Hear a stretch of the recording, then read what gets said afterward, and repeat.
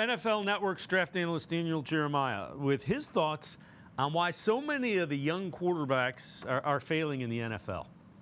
If you're an organization, have you provided the 3 Ps for your young quarterback? And that is, have I given him a good play caller? Have I, provided protection with an offensive line? Haven't I given him some guys who can make plays and some playmakers? If I've done all those things, if I've got a guy who knows how to call offense, I've invested in the offensive line, and we got guys who can make plays, and it doesn't work out, well, then I'm going to say we got the wrong guy. And it is what it is. But I would say the vast majority of times when it doesn't work out with a young quarterback for a team picking up there, one of the reasons you're picking up there is because you're at least missing, one of the two in terms of the protection and the playmakers. And, hopefully you have the right play caller. But I think that's where you could say organizations fail a lot of these young guys. Is you don't really have a fighting chance if you don't have those things in place. That is broken down very well. And I would argue the Browns haven't had a playmaker in several years in the passing game. Come on.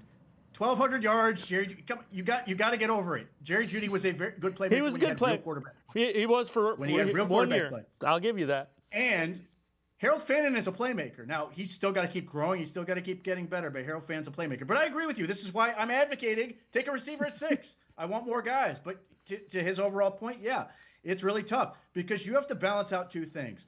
Opportunity. How many times am I going to have an opportunity to get a legitimately talented quarterback who has the ability to be a top-level quarterback versus how prepared am I to truly have that quarterback succeed? And part of this is you get into this whole conversation of, is there value in sitting? Now, I'm a big believer there is because I see no value in throwing guys into bad situations. And we've seen guys, there are people who insist, well, the only way he's going to get better is throwing him on the field, which is just not true.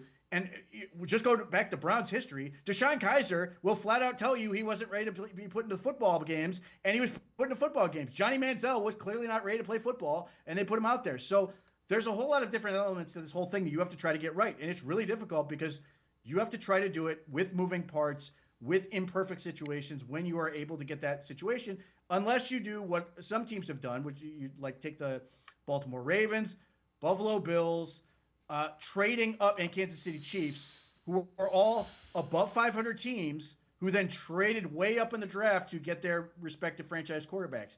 Are teams going to still be able to do that? I think they are. Is that something the Browns can wait on? Unclear.